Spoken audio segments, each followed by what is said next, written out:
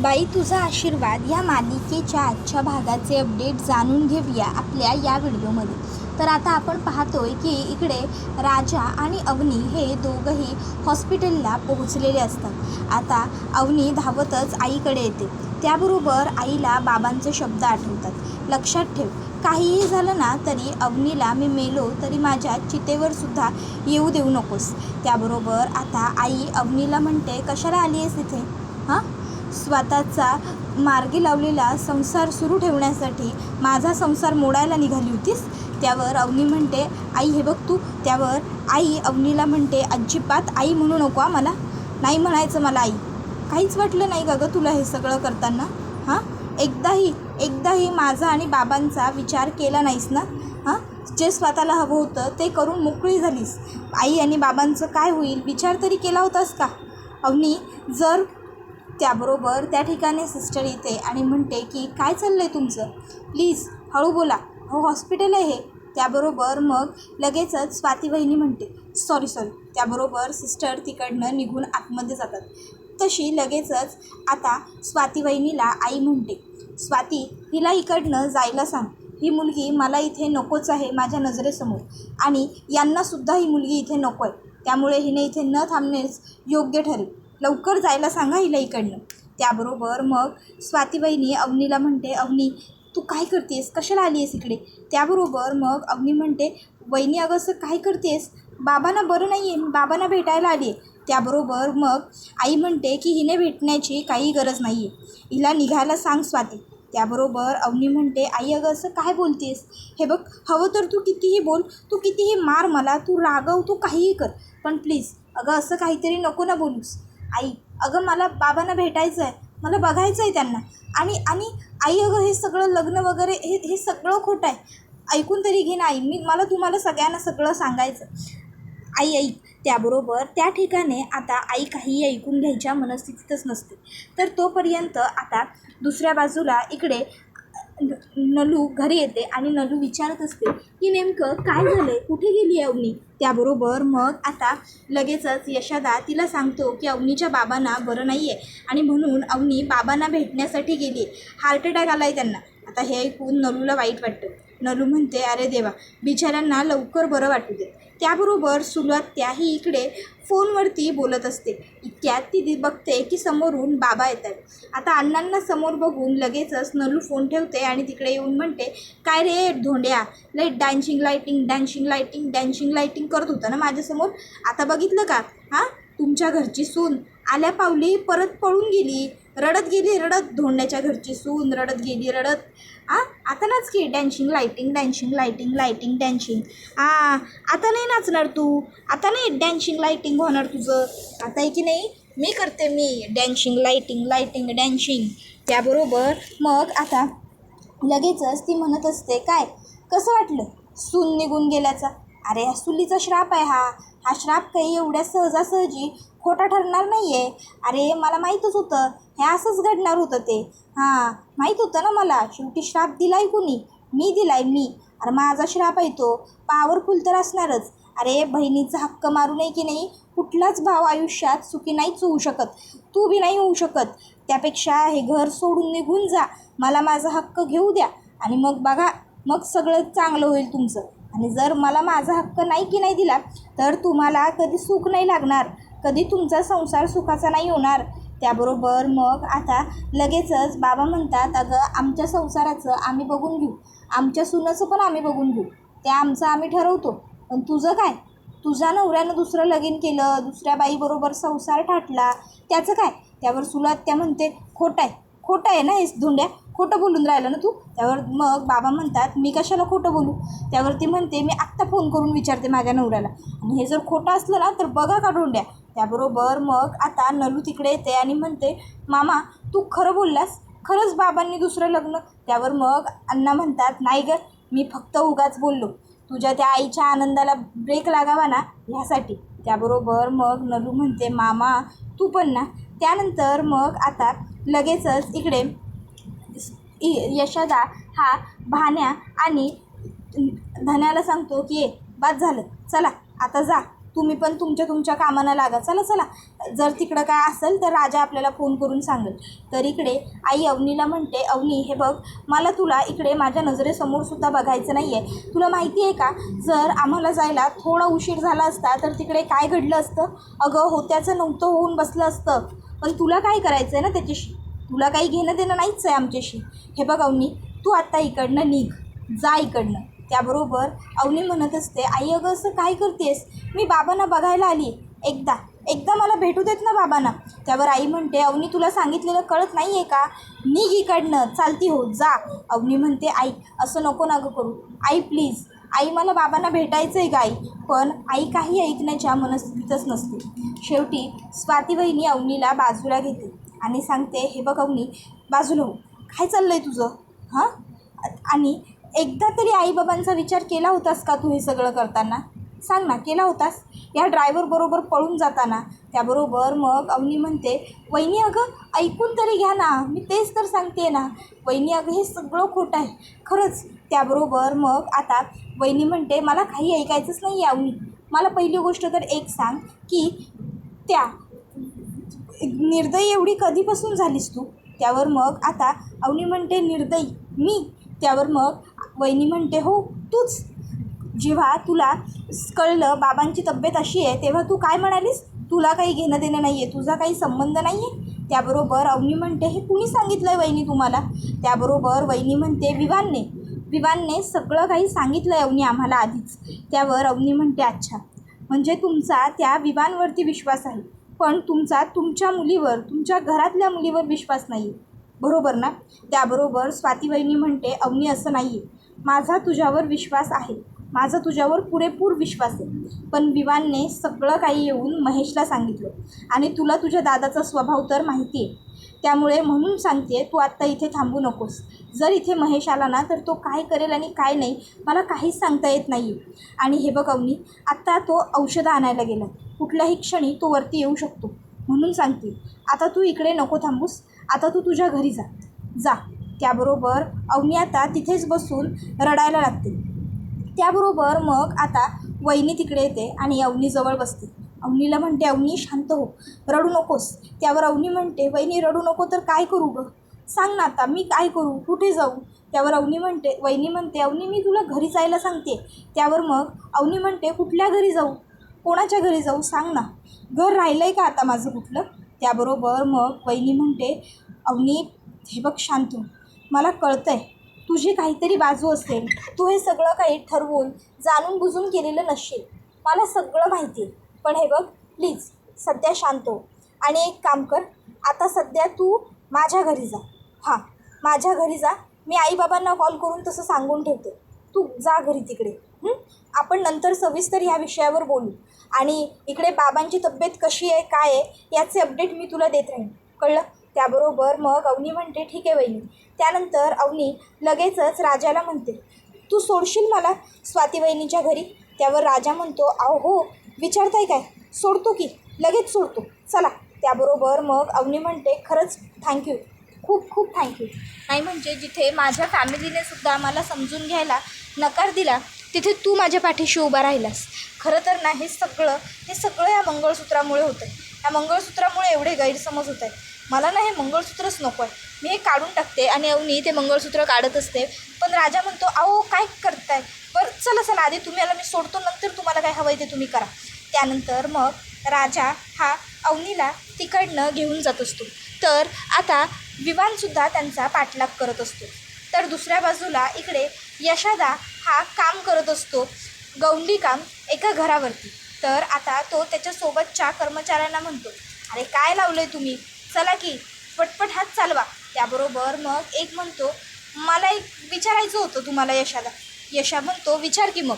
त्याबरोबर आता तो विचारतो, राजाने लगीन केलं ही खबर पोचली आमच्यापर्यंत, खरं आहे का हे, राजानं खरोखर लगीन केलं आहे का. त्याबरोबर यशा म्हणतो, होय खरंच आमच्या राजानं लगीन केलं. त्याबरोबर तो म्हणतो, आणि काही खबर पण पोचली की त्या गेल्या पण. त्याबरोबर मग यशादा म्हणतो, होय गेल्या, आज सकाळच्यालाच गेल्या. त्याबरोबर आता लगेचच तो दुसऱ्या मिस्त्र्याला म्हणतो, काय म्हणलं होतं की नाही मी, अरे मला माहितीच होतं, माझ्यापर्यंत पोचलेली खबर खोटी असूच शकत नाही, चल काढ 100 काढ. त्यावर तो म्हणतोय 100 नाही 50 ठरले होते 50 देणार. त्यावर तो दुसरा म्हणतोय नाही नाही नाही 100 ठरले होते 100च मी घेणार. त्याबरोबर आता लगेचच इकडे यशोदा म्हणतो अरे 1 मिनटं, काय चाललंय का तुमचं? 100 घेणार आणि 50च देणार, काय चाललंय? कशावरनं वाद घालायला लागला? त्याबरोबर मग आता तो दुसरा लगेचच सांगतो की यशोदा अहो आमच्या तशी बेट लागली होती की तुमच्या घरची सुनबाई घर सोडून गेली की परत येणार, त्याच्यावरनं आम्ही पैशांचं बोलतो. त्यावर मग यशोदाला राग येतो आणि यशोदा त्यांच्यावरती ओरडतो. त्यानंतर दुसऱ्या बाजूला इकडे अवनी ही स्वाती बहिणीच्या माहेरी पोहोचलेली असते. आता ती तिकडे आल्यानंतर ती डोरबेल वाजवते. स्वाती बहिणीचे बाबा स्वाती बहिणीबरोबरच फोनवर बोलत असतात. ते स्वाती बहिणीला सांगतात की हो हो ठीक आहे, काळजी करू नको स्वाती, आम्ही आहोत ना इकडे, आम्ही बघतो तिच्याकडे. हो हो चालेल, हो बरं अगं बहुतेक तीच आली आहे, मी फोन ठेवतो. आणि मग आता लगेचच बाबा म्हणतात अरे अवनी बेटा ये ना ये आत ये. त्याबरोबर अवनी आतमध्ये येते. नमस्कार करते काका असं म्हणत ती स्वाती बहिणीच्या बाबांना पटकन नमस्कार करते. स्वाती बहिणीचे बाबा असू दे असं म्हणतात. त्यानंतर मग त्या ठिकाणी स्वाती बहिणीची आई येते. त्याबरोबर लगेचच बाबा म्हणतात बघितलंस का कोण आलं आहे आपल्याकडे? अगं अवनी आली अवनी. बस अवनी गप्पा मार बाप हिच्याबरोबर. त्याबरोबर आई म्हणते नाही ते होईल नंतर, तुम्ही जरा येता का इकडे? त्याबरोबर बाबा म्हणतात अगं अवनी आली आधी तिच्याबरोबर बस. त्यावर आई म्हणते हो बसते ना, या आधी माझ्याबरोबर या आतमध्ये. आणि मग आई बाबांना घेऊन आतमध्ये येते. त्यानंतर ती म्हणत असते अहो काय चाललं आहे तुमचं आणि कसला तुम्ही या अवनीचा पाहुणचार करताय हो? हिला हिच्या घरच्यांनी घरात घेतलं नाही आहे आणि तुम्ही हिला आपल्या घरात कसलं ठेवून घ्यायचं म्हणताय? त्याबरोबर आता बाबा म्हणतात अगं स्वातीचा फोन आला होता तसा. त्यावर आई म्हणते त्या स्वातीचं कुठे ऐकताय तुम्ही? तुम्हाला माहिती आहे ना जावई बापूंचा राग कसा येते? अहो जर जावई बापूंना कळलं ना तर जावई बापूंना हे सगळं आवडणार नाही, माहिती आहे ना. उगाचच्या उगाच त्यांचा राग आपल्याला ओढवून घ्यायचा आहे का आपल्यावर ठरवून? म्हणून म्हणते हे सगळं करण्याची गरज नाही आहे. तुम्ही जाऊन सांगताय तिला तुला इथे राहता येणार नाही की मी जाऊन सांगू? त्याबरोबर बाबा म्हणतात अगं काय बोलतेस तू हे? तिला आपण थोडे दिवस आपल्याकडे ठेवून घेतल्याने असा कुठला मोठा फरक पडणार आहे? आई म्हणते ते काही नाही, मला ती मुलगी इथे नको आहे, समजलं. मग आई आता बाबांबरोबर हे जे बोलत असते ते सगळं काही अवनीने ऐकलेलं असतं. त्यानंतर आई बाहेर येते आणि आई आता सांगते की हे बघ अवनी सॉरी टू से, पण त्याबरोबर मग आता बाबा म्हणतात अगं तू नंतर बोल तिच्याशी, अवनी तू राहा बेटा इथे. त्याबरोबर आईला राग येतो आणि आई तिकडनं रागारागात निघून जाते. त्यानंतर मग अंकल मी आलेच. त्याबरोबर ते मग म्हणतात अवनी अगं आता कुठे जाशील तू बेटा? त्याबरोबर अवनी म्हणते की अहो त्या सोबत असलेल्याला तेवढं सांगून येते ना की मी आता परत नाही येत आहे, तू जा म्हणून जाते. त्याबरोबर ते म्हणतात ठीक आहे ये लवकर सांगून परत ये. त्यानंतर मग अवनी खाली येते. राजा म्हणतो ऑल डन ना, झालं ना सगळं व्यवस्थित क्लिअर? त्याबरोबर अवनी म्हणते कसलं डन, आधी वाटलं होतं घरातनं निघून गेल्यावर सगळं व्यवस्थित होईल, लग्न थांबेल, सगळं सुरळीत होईल, पण तेव्हा सगळं बिघडलं. मग वाटलं की तुझ्याबरोबरचं खोटं लग्न केल्यावर तरी सर्व प्रश्न सुटतील, मग ऑल डन होईल. पण आता तर एक एक गुंता वाढतच चालला आहे, एक एक अडचण पुढे समोर येतच चालली. त्यावर राजा म्हणतो आता काय झालं आहे, कसली अडचण आहे? त्यावर अवनी म्हणते नाही काही नाही, मी काय म्हणते आता तू नकोस थांबू इकडे, आता तू जा इकडनं, मी करेन माझं मॅनेज, काय करायचं ते बघते मी. त्याबरोबर राजा म्हणतो म्हणजे तुम्ही? त्यावर अवनी म्हणते हो मी इथेच राहणार आहे, तू जा. त्याबरोबर आता राजाला वाईट वाटतं, पण राजा ते चेहऱ्यावर न दाखवता अवनीला म्हणतो ठीक आहे, नाहीतर अहो मी काय म्हणत होतो, मी थांबतो की इथं तुमच्याबरोबर, तेवढंच तुम्हाला बरं वाटेल. त्यावर अवनी म्हणते नाही नको, खरंच नको, तू जा. आणि हो आणखीन एक गोष्ट, नीट जा. त्याबरोबर राजा तिकडनं जात असतो. राजाच्या डोळ्यात अश्रू असतात. इतक्यात अवनी राजाला हाक मारते राजा. त्याबरोबर तो थांबतो. अवनी त्याला म्हणते 1 मिनटं हे घे, आणि मग ती तिच्या बोटातली एक अंगठी काढून त्याला देत म्हणते हे घे, हे ठेव तुझ्याजवळ, माझ्यामुळे तुझा खूप खर्च झाला असेल ना, खूप नुकसान झालं आहे तुझं. त्यावर राजा म्हणतो अहो नाही तुम्ही मला असलं काहीतरी द्यावं म्हणून मी तुमची मदत केली नव्हती, खरंच. त्यावर तो अवनीच्याच हातात ती अंगठी परत ठेवतो. तर दुसऱ्या बाजूला सुलू आत्याचा इकडे चांगलाच संताप झालेला असतो. ती म्हणत असते ह्यांची हिंमतच कशी झाली मला फसवण्याची, सोडतच नसते मी आता यांना. आणि मग ती आता तिच्या नवऱ्याला कॉल करते. त्याबरोबर तिचा नवरा म्हणत असतो, अरे वा वा, आज मी काहीतरी चांगली कामगिरी केलेली दिसते, म्हणून माझ्या लाडाच्या बायकोनं मला स्वतःहून फोन केला आहे. काय गं? त्याबरोबर आई म्हणते, होय होय, चांगलीच कामगिरी केली आहेत की तुम्ही, हां, म्हणूनच तर फोन केला आहे. त्यावर मग आता ते म्हणतात, मग तूच सांगितलं होतं ना, म्हणूनच केलं मी. त्याबरोबर सुलू आत्या म्हणते, काय मी सांगितलं होतं म्हणून का? मी सांगितलं होतं तुम्हाला दुसरं लगीन करा, मी म्हटलं होतं का? त्याबरोबर आता लगेचच ते म्हणतात, काय दुसरं लगीन? अगं काय बोलायला लागली आहेस तू सुले, मी कशाला करीन लग्न बिग्न, पहिली आहे तीच सांभाळली जाय ना आणि दुसरं करू आहे. त्याबरोबर त्या ठिकाणी नलू येते आणि नलू आता खूप जोरजोराने हसू लागते. त्याबरोबर आता सुलू आत्या ही तिला म्हणते, नले हसू नको गप. त्याबरोबर बाबासुद्धा म्हणतात की नलू अगं हसू नको, इथं तुझी आई मला श्राप घालायला लागली आणि तू हसायलेस होय. त्याबरोबर मग आता आई म्हणते, सांग तुझ्यासमोर बोलला की नाही तो धोंड्या, सांग की. त्याबरोबर ती म्हणते की अगं मम्मी, धोंड्या मामा मस्करी करत होता तुझी, तू कुठं सगळं लगेच खरं घेऊन बसलीस. त्याबरोबर मग आता बाबा म्हणतात, अगं तू आपल्या शत्रूच्या बोलण्यावर विश्वास ठेवून माझ्यावर संशय घ्यायला लागली का सुले आता. त्यावर सुलू म्हणते की हां ठीक आहे, झाला चुकून गैरसमज, ठेवा फोन. आणि हां, दुसऱ्या बाईचा विचार जरी केलात ना तरी याद राखा, गाठ माझ्याशी येते. त्यानंतर राजा अवनीला म्हणतो, अवनी हे घ्या, तुम्हालाच ही अंगठी ठेवून घ्या, जास्त गरज आहे तुम्हाला याची, आणि मी ह्या सगळ्यासाठी हे केलं नव्हतं. अवनी म्हणते, बरं आता ये तू. आणि हो, आणखीन एक गोष्ट, तुझ्या घरचे, तुझे भाऊ, तुझे वडील, ते सगळेसुद्धा खूप चांगले आहेत. त्यांनीसुद्धा मला खूप समजून घेतलं, माझा खूप चांगला पाहुणचार केला. माझ्याकडून त्यांनासुद्धा थँक्स सांगशील ना. त्यावर राजा म्हणतो, होय होय सांगतो की मी, तुम्ही काही काळजी करू नका, सांगतो मी थँक्स. हां बरं, आता येतो मी, तुम्ही काळजी घ्या स्वतःची. अवनी म्हणते, तूसुद्धा काळजी घे.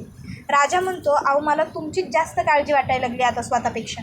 अवनी म्हणते की काळजी करू नकोस, होईल सगळं व्यवस्थित. बाबा बरे होतील, बाबा बरे झाले ना की मी त्यांना सगळं खरं सांगून टाकेन, सगळं सांगेन. हे लग्न खोटं आहे, हे मंगळसूत्र खोटं आहे. रादर मी ना एक कामच करेन, त्यांच्यासमोर आहे ना हे मंगळसूत्र काढून फेकूनच देईन आणि त्यांना सांगेन की बाबा माझं लग्न वगैरे काही झालेलं नाही आहे. मग खात्री आहे माझी, बाबा नक्की माझ्यावर विश्वास ठेवतील, ठेवायलाच हवा विश्वास. शेवटी त्यांनी जन्म दिला आहे मला, मुलगी आहे मी त्यांची.